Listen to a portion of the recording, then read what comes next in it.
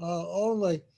Okay, well, our guest today, Mary Maturi Gibson, has been around Casa Italia for several years and has participated in many of our IA Literati events, and she has produced three books that she'll tell us about. And her latest book is Against the Wind, and we'll ask her about that. She has the unusual experience for Italian Americans of growing up in a rural environment rather than in a city or even a suburb. And uh, not many Italians, except for the California Italians, and the New Jersey Italians, went into agriculture when they arrived for various reasons.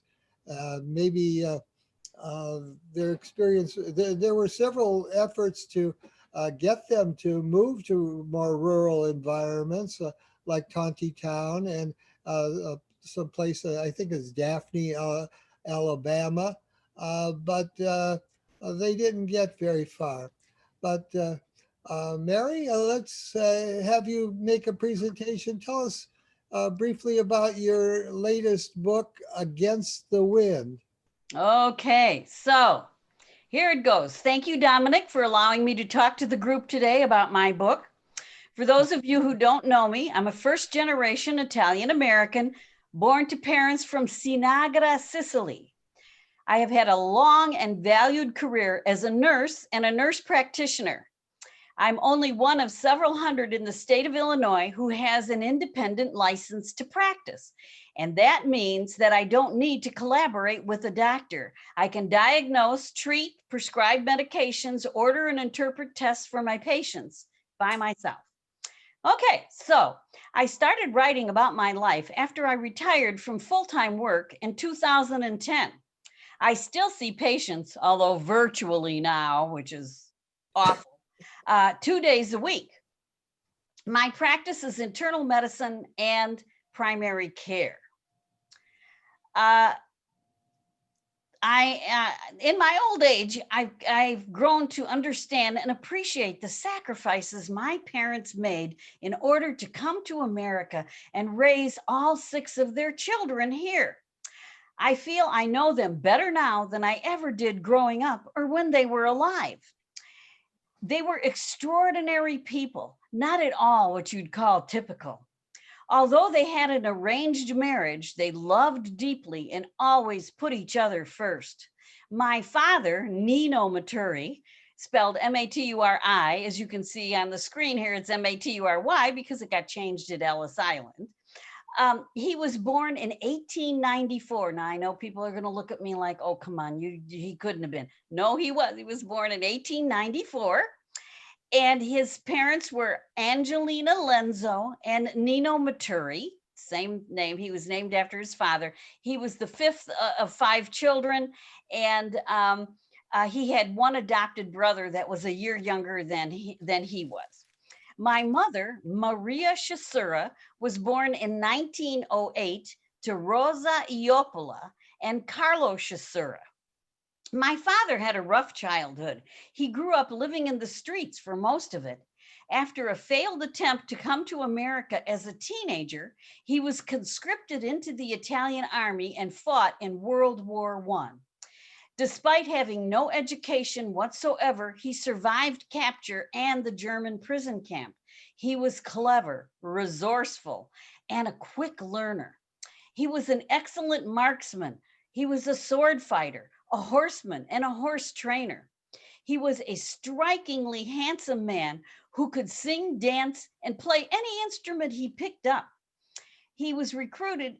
Well, that all happened. And then he, after the war, and I think now I'll just show you this little picture that I have. Let me see if I can put it on something so that you can see it better. This is my father. Now you let me know if you can't see it. I'll try to adjust so you can see it. This is a picture of my father in his uniform, in his army uniform. Now I believe that this picture was taken about 19, it couldn't be more, 1912, 1913, or 1914. It couldn't have been any later than that because, as you can see, he's wearing only his gun sash and his sword. So subsequent pictures of him in uniform, the uniform is extremely elaborate with lots of medals. So I know this was one of the earlier pictures of him. Okay, so after the war, he was recruited by a silent movie company from New York City, and he starred in several films. He did all of this without being able to read or write. My mother had rather a privileged childhood. She was only one of 2 surviving children to her parents. She went to school up until the 6th grade. Her only sibling, much older, had a farm next door to their parents' farm in Sonagara. So my mother, who was beautiful and educated, was heiress to her father's estate. My grandfather, Shasura, was a mystery man. He died very young. I understand that from the only things my mother ever said about him, the only 2 facts I really know about her father was that he died young, of pneumonia at age 50, and he made many trips to the United States, but I never found out what he did when he was here or why there were so many trips. But I have my suspicions. Anyway, my parents married in 1929, and my father came back to America immediately to find work and a home for his new bride. It was 1 month before the stock market crash. But in spite of all that, they worked hard. They became American citizens. They bought a farm and they raised 6 children. So, although my parents were never alone together before they were married, and they lived in a world that was 180 degrees different from where they ended up, my parents were all about the present and the future. They never talked very much about the past. Everything to them was about work. It used to drive me crazy as a kid.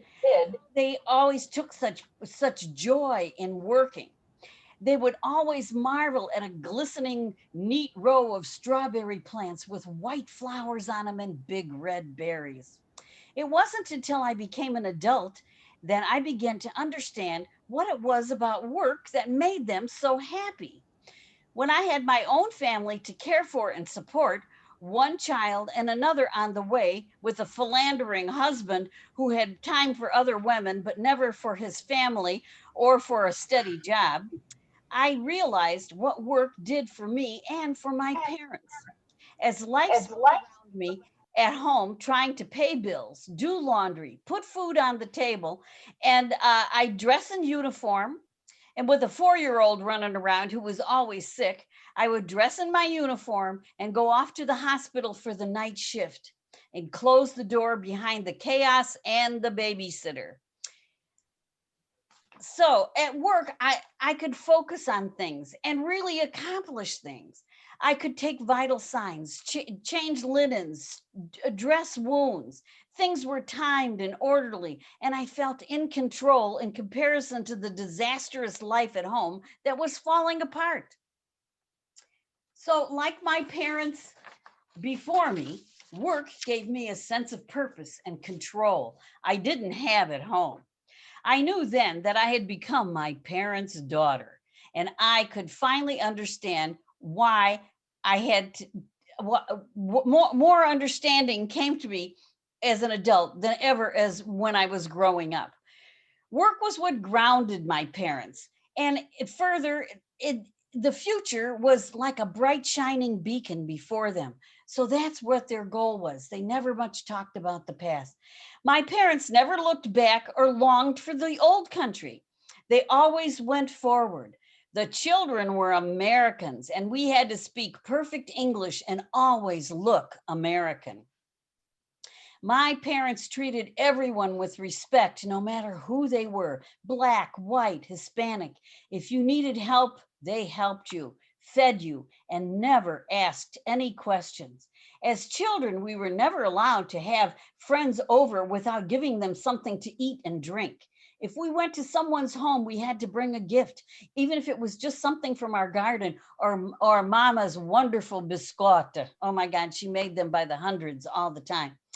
My parents were the ages of most of my friends' grandparents, and I always liked old people. I often accompanied my father when he went to visit old Italians from the old country. I was never bored, and like my friends were when they had to go visit their elderly relatives. Throughout my long career, I have cared for many of the elderly population in hospitals and in nursing homes. I was always astonished at and appalled and frustrated by the poor care and the lack of respect for them. When I began to write my book, Against the Wind, about my experiences caring for the elderly and the frustration I felt with the healthcare system, I began to ask myself, what was it about them why did I care so much about them? Others always ask me the same question too. Mary, why do you care so much about a bunch of old people? Why indeed? So, since my parents were no longer here to ask any questions, and my older siblings and I have a very different view of our parents and life in general, I decided to take a trip to Italy so I could see firsthand where my parents grew up and maybe come to understand myself and my life better. So the first part of Against the Wind is about my coming to terms with retirement and my frustration with the healthcare system. The next part is all about my amazing trip to Sonagara, Sicily, and seeing firsthand my parents' hometown and experiencing life there. Where is Sinagra? Sonagara is in the province of Messina. The biggest town near Sonagara that people would know about would be Capo di Orlando, and that's where I stayed when I was. Oh, it was beautiful, just beautiful there. I can't say enough about it. I stayed in something in what they called a five-star hotel. There was no TV, no radio. The shower was barely big enough for a big old lady like me to fit in, but they had air conditioning. The food was unbelievable. There was a telephone in the room and they didn't care how much you used it. I mean, it was unbelievable. It was an unbelievable experience. So anyway, I thank you all for listening to me today. My books are available on Amazon.com, BarnesandNoble.com, and Stratton Press. Now, I have to say that Stratton Press has been very, very good to me. You know, I thought when they kept calling me on the phone, I thought it was a hoax. I thought they were a bunch of people bothering me and they were just crazy. But they kept at me and finally talked me into signing with them. It was the best thing I ever did. My team at Stratton Press is wonderful, and they are always looking for new authors. So if you ever are in need of a publisher, please call me. I will be glad to give you the names and numbers and emails of my team at Stratton Press. They are wonderful there. They're always looking for new talent and new books to publish. So please feel free to ask me any question you wish. I love talking about my parents and my Italian heritage. My parents understood that the earth was only borrowed. We don't own anything. So it belongs to everyone. It belongs to the future, and we have to treat it that way. There are no borders. There's only people, and they travel everywhere and marry whom they please. So cultures are intertwined, and they're always evolving and changing. So in my old age, I've come to understand this great gift of love and sacrifice my parents gave to me, my siblings, their grandchildren, their great grandchildren, and their great great grandchildren that reside in the USA today. Although they were uneducated, they understood what a great gift education really is. It isn't only so you can just get a better job and make more money and have a better life, although that's what they wanted for all of us. That's why they came to America.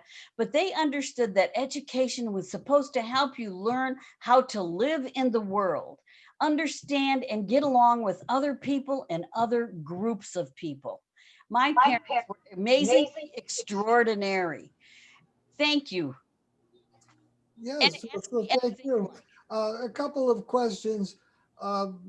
have you delved into the differences or similarities between the treatment of old folks in Italy and the old folks in America? Yes, yes, yes. It is so different. It is so different. Here in America, we stick them in homes and leave them to rot and die. And in Italy, everybody takes care of their own. Everybody takes care of their own. It's just amazing. But I don't know about northern Italy now because I was in southern Italy. I love southern Italy, and I was in Sicily. And I did go to Rome and Venice and those places too. But those were, those are real tourist traps. You get caught up in all the shopping and the looking at all the sights. But in southern Italy, I stayed in a little town called San Lucido in Calabria, and the people there were wonderful. And then from there, this little town called Paula, they were just wonderful there. You never would starve to death there. You walk down the street, and if you look at something, man, they hand it to you and make you eat it. Here, try this, try that. You never go hungry. Maria Rosaria and Giuseppe, what are your comments on the treatment of older folks in your country? Well, Dominic, can you hear me? Yes. Yes. Yeah, we actually tend to keep our parents and grandparents at home. I myself took care of my grandmother while I was still in high school. My mother was working. So we were taught to be caregivers and to love and respect our grandmother. I called my grandmother Mama Lena. Today, it would be a sin, especially I come from the South, to send any elderly person in the family to the elderly homes. At the least, what we could do is if we work and we're busy, we have some caregiver in the house, but we're still there, because what we are keen on is the idea of family all together, and that we just have to keep on going together, the family from the beginning to the end. That should never be. So I agree very much with Mary, and I think this is a value that we cherish, and that is much in common with Italians, both here and most of us abroad. Yes. Very true. In Chicago, the most successful charity among Italian Americans was the Villa Scalabrini, which from the late 1940s until the 1990s was the major charity that Italians funneled millions and millions of dollars into. And it was partly because I assume that Italian Americans felt guilty by having to send their relatives to a nursing home, and they lavished donations on it.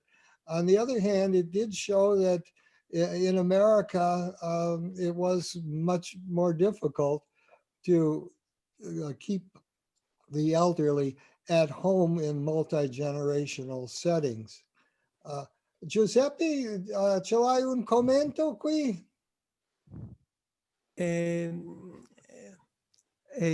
Thank you, Dominic.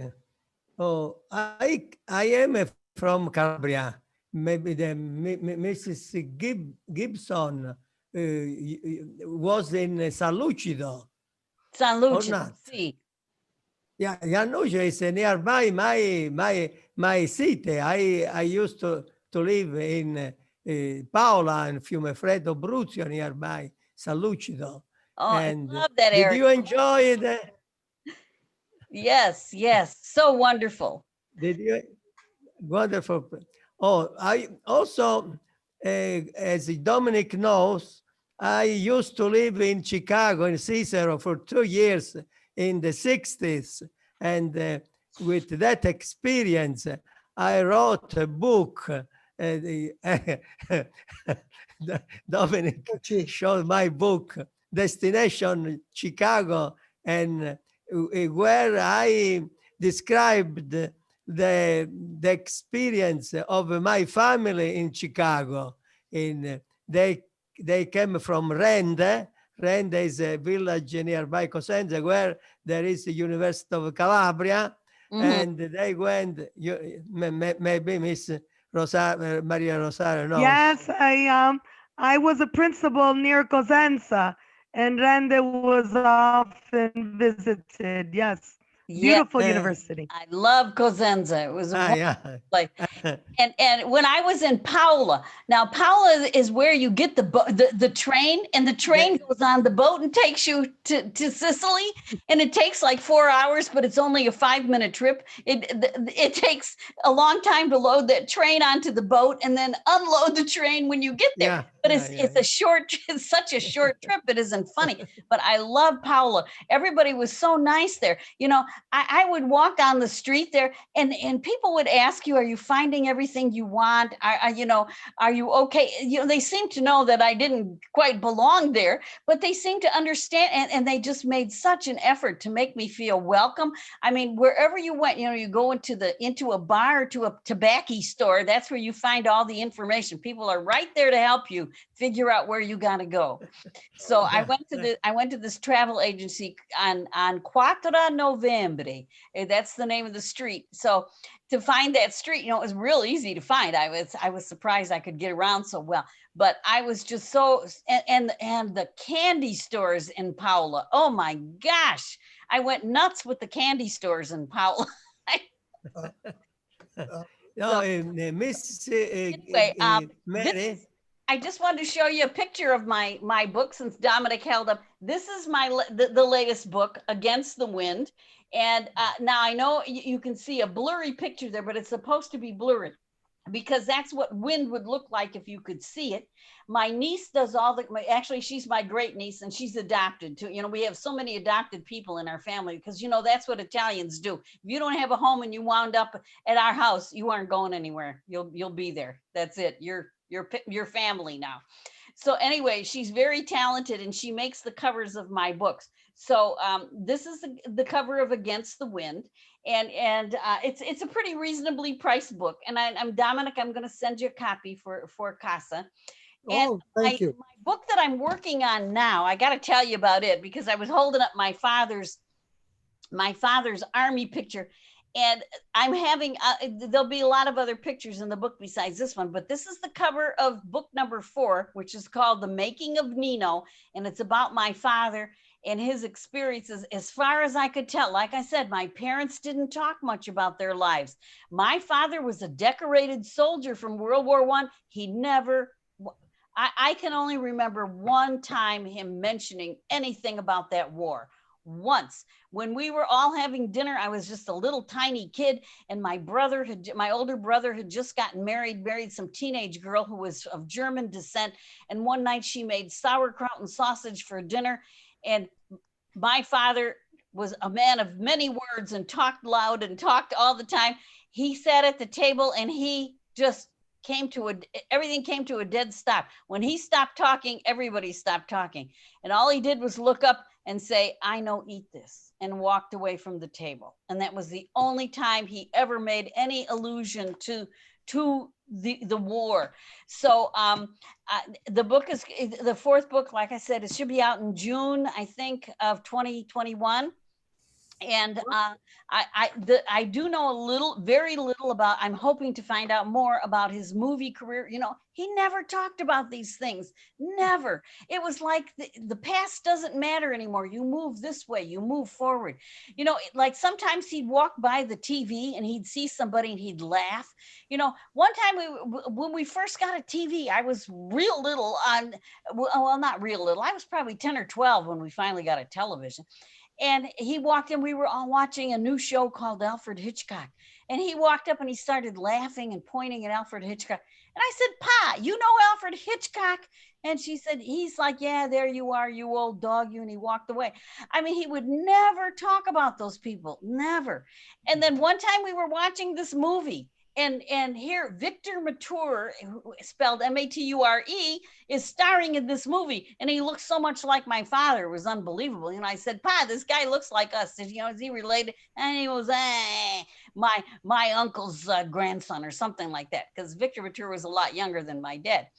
And I said, so I pick up the TV guide and I'm looking in there, and I said, Pa, it says that Victor Mature's father came from Austria. He's not Italian. And he said, people go everywhere. You don't, you got to realize people go everywhere. So yeah, so he was some kind of cousin to my dad, but my dad never talked about that stuff. Never. Okay, a couple of comments. Sure. My father was in World War One, and here's his record that of service. He was a machine gun specialist or something like that, but he never talked about being in the war, except when the war in Vietnam was going on, and he said something about how war was really awful, and that Yes. he hated war. Mm-hmm. My father did too. And I think there's a general idea that we don't know much about our children unless our parents, both ways, I guess. Yes.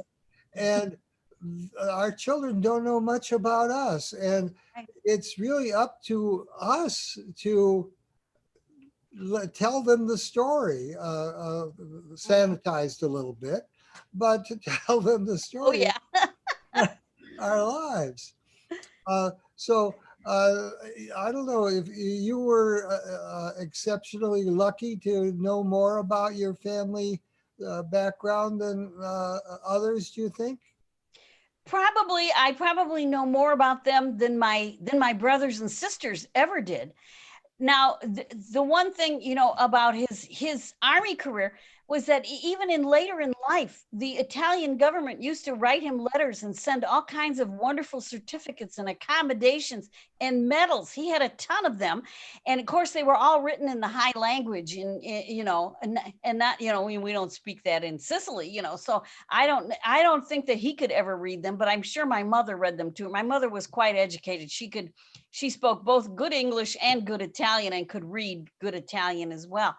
But he never talked about them. He put them all in a box. And the only thing he ever told us was that you bury these with me when I die. That was his only request. So that's what we did. But I mean, I'm sure he got a pension from the government, but he never talked about it. Never. Oh, if it was connected to his service, it was a very small pension. Yeah, I'm sure. It came along with a medal that had the tricolore on it. Right. And, yeah, my father got one of those too. It was enough to buy cigarettes if you were in the habit. Yeah.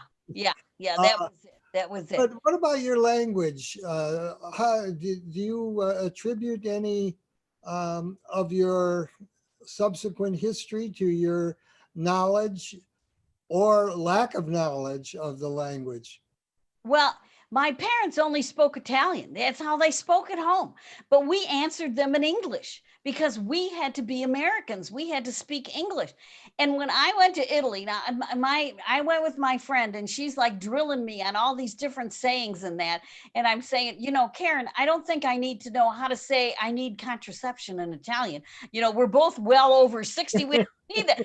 She would just do it all and all the different fruits and vegetables. She'd say one. Now, okay, say after me, aranca, orange. I would drive her crazy. I said, but that's what we did at home. But when we got to Italy, although she could speak a lot of Italian, she just had an Italian grandmother. Everybody else was of different, nationality. But she really wanted to go to Italy. So we went together.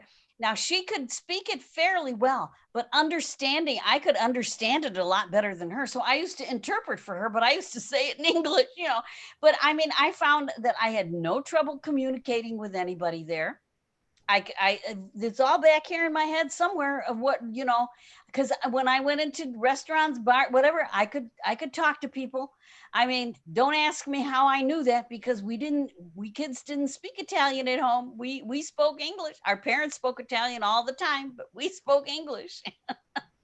Yeah, I had somewhat that experience too. If I understood, your the parents came to United States at the end of 19th century. That's it. 1929 they came here 1929. From Sinagra from is a Sinagra. little village I find in computer. It's a little village, almost 3,000 of the people. Yes. 3,000 people. It's Now it's a beautiful. big village. It used to be nothing, but No, now no, a little village, 3,000 well, of people, no, inhabitants. right. Uh, There would have been more. it's called the Perla of the Nebrodi. The pearl of the. The Nebrodi is the mountains Yeah. nearby the village. Right. There, It's a the whole village of Sonagara is built into the side of a mountain.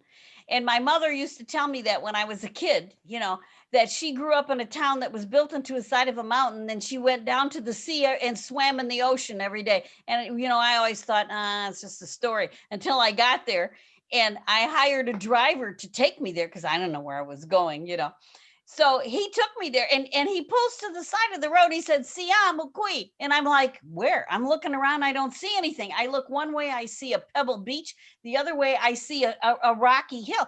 And he goes like this, look up, look up. So I rolled down the window, I looked up, and here's Sonagara, built right into the side of the mountain. It's absolutely beautiful. Just, it's so and you still have relatives in Sinagra or yes, no? yes, yes. It's My beautiful. relatives on my mother's side, this is the thing. I have relatives on both sides of the family with the same names. I have Iopola's, my grandmother, Rosa Iopola, she had a Iopola. brother who was married to my father's sister or something like that. I mean, you would not believe, there's an old saying, I guess, if you go out of your village to get married, then there must be something wrong with you because cousins and everything, they intermarried all the time. You know that the wife of Biden, the relatives, the grandfather came from a village of nearby Messina. Nearby Messina. And I saw on Italian television an interview about the relatives of the wives of Biden. Then the first lady of the United States came from Sicily, the origin Sicilian. Okay, well, that's a first. That's a first. And since we're talking about Italy, does anybody have a report on Mount Etna? Didn't it blow up a little the other day? My cousin sent me a picture that it was kind of blowing up a little bit, but that happens all the time there. I guess it happens periodically. So they never seem to worry about it very much. Okay. Anybody else have some questions or comments on Mary's presentation? Maria Rosaria. Oh, yes, just a curiosity about the beautiful title, Against the Wind. It sounds very poetical within the use of a metaphor. My question is about the choice of the title.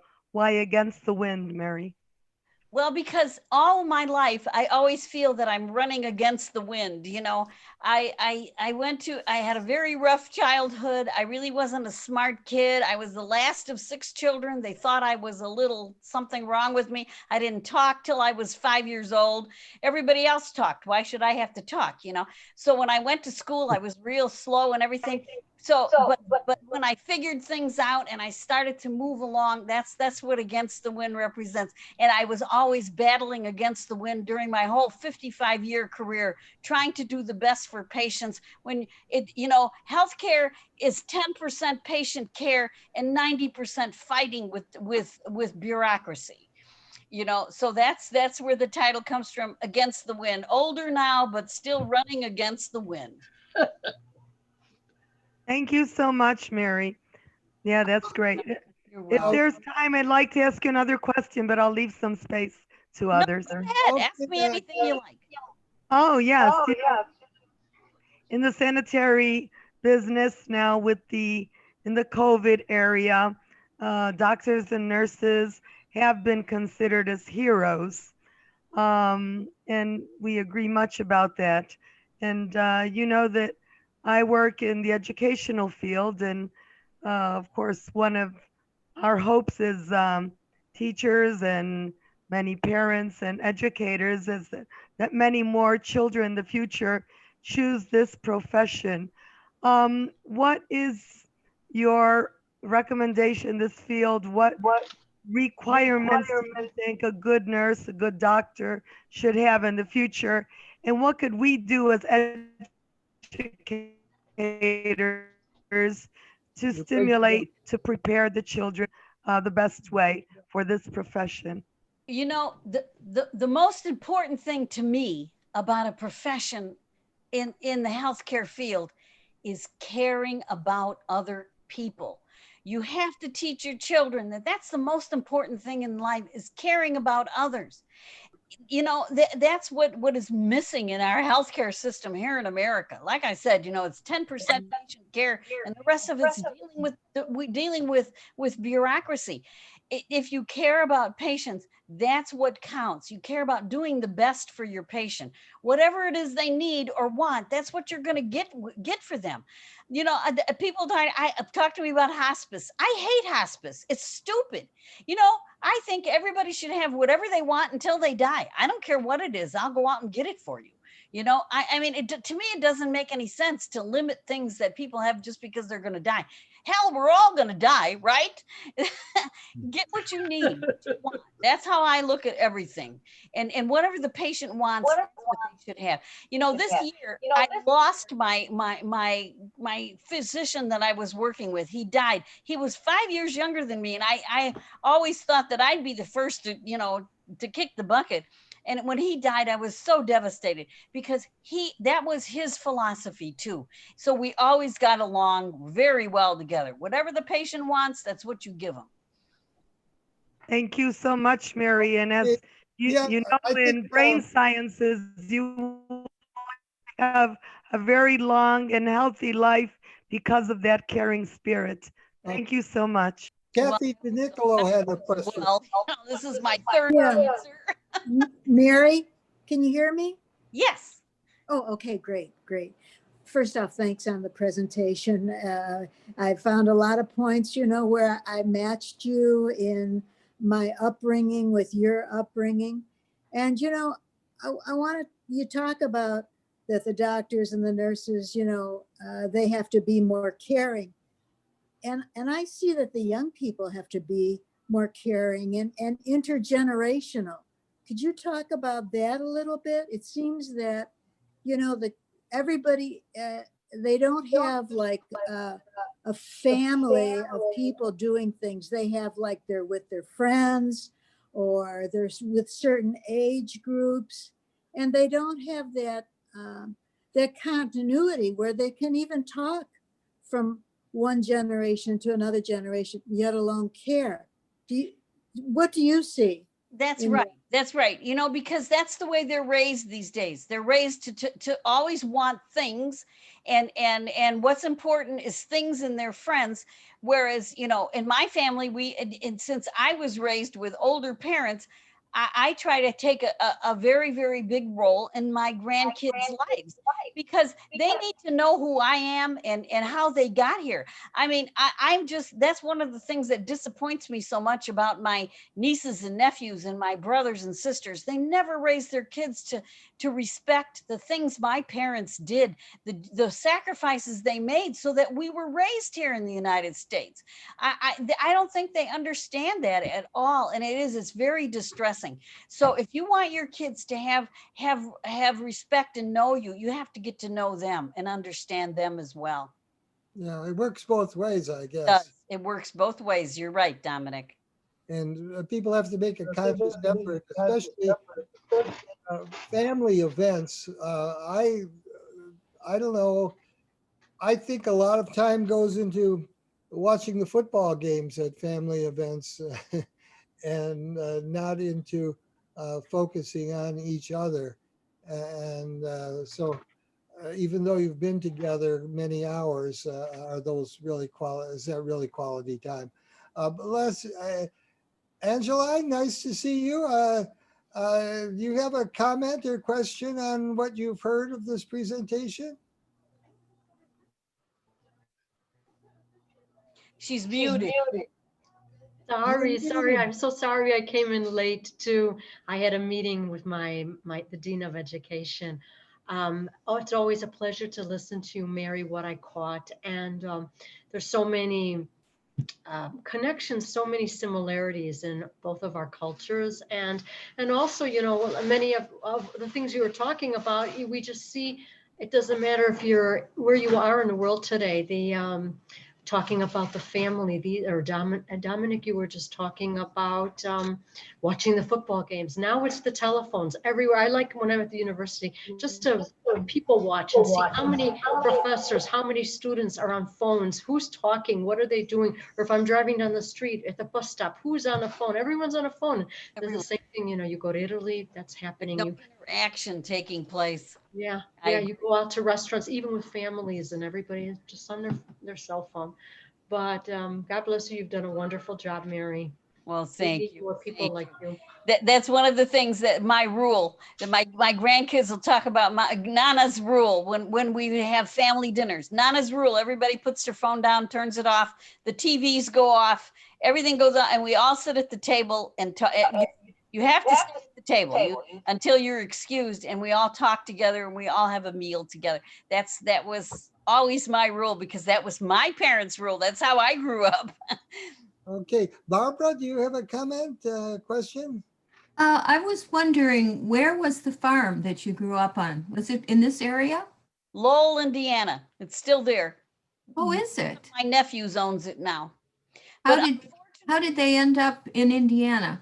well, my father came here when he came to America, he came with his uncle, his mother's younger brother, and there was a big age difference between them too.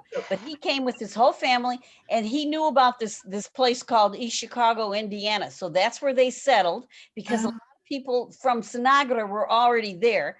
And then when kid number 4, my brother Henry, Enrico, got hit by a car when he was 4 years old, my mother said, that's it, I want to go back to the farm. My mother was a farmer. She inherited her father's farm in Sonagara. And when she married my father, that was her dowry. The farm was signed over to him. And in 1974, my uncle came to America and my father signed the farm back to him. And that farm is gone, but the one in Lowell, Indiana is still there. My parents moved there in 1942, maybe 1940. They moved there because my brother Bruno was a baby. And my sister and I were the two that were born after they moved to the farm. So yeah, the farm is still there.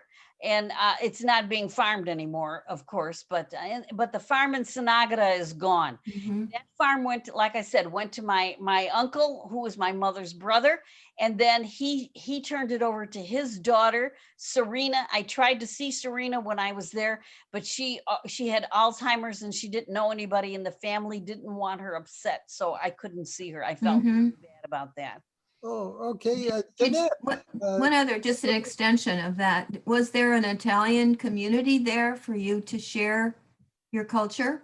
In East Chicago, there was. But not in Indiana. Moved to the farm. Oh, no, we were outsiders, boy. We were called the Okay. Italian monkeys. Look at those strange people that live over there on that little farm. Oh, it was terrible. It was a hard childhood. Like I said, it was very hard. My brothers and sisters were able to navigate it pretty well. And believe me, they're just like those people. I'm really shocked and sad to say, people can grow up in the same house and be so different. You never know, but that's how they are now. But they learn to get along and learn to be more American and just, joined into that craziness. But I never could, and I never got over couldn't hardly get over the fact that they called us, all kinds of names. Terrible. It was terrible. The rate of Americanization is different for different individuals and different groups within the larger group. And I can remember probably because both my parents were born in Italy, our family being, maybe 10 years behind in terms of integrating or Americanizing than the folks who lived across the street. And I remember it wasn't always pleasant feelings that were exchanged because of that difference. And finally, we'll go to Jeanette. Jeanette is a long-standing volunteer who's entered all of our books into the library system. You can find them on library. Jeanette. Yes. I'd like you to know that on Thursday, I called my 96-year-old uncle in northern Italy, and he's in his house all by himself with a caregiver, and his kids visit him all the time. So it's not just the Southerners who take care of their kids and their parents.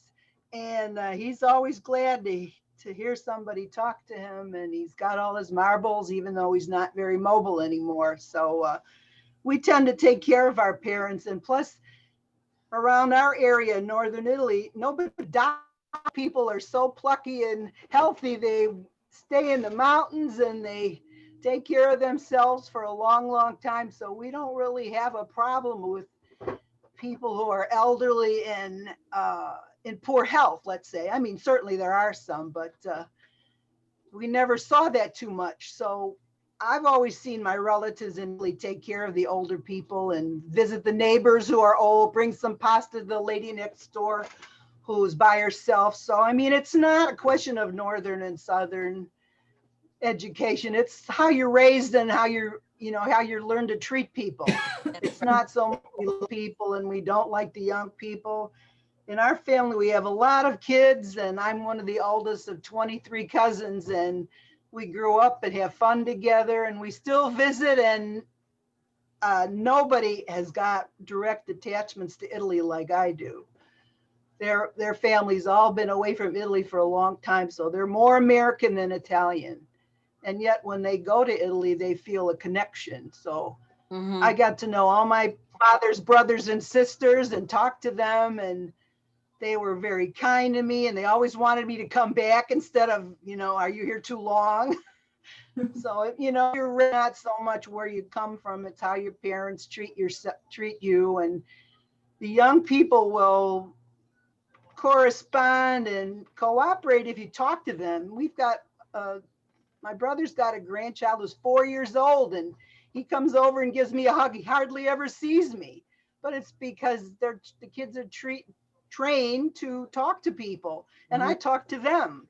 So I think we all need to do that. Not just because they're little and they're not yours doesn't mean you shouldn't converse with the little guys. They've got a lot of interesting things to say that'll amaze you sometimes. But important to keep in touch. That's what it is. Call them up on the phone if you can't see them. Send them a birthday card or something, and it's a big reward to see these little guys learn, and then they give you a hug or something. But you have to do it to them too. You can't just expect them to love you because you're old. Mary, some parting words. Right. Mary, do you have some parting words?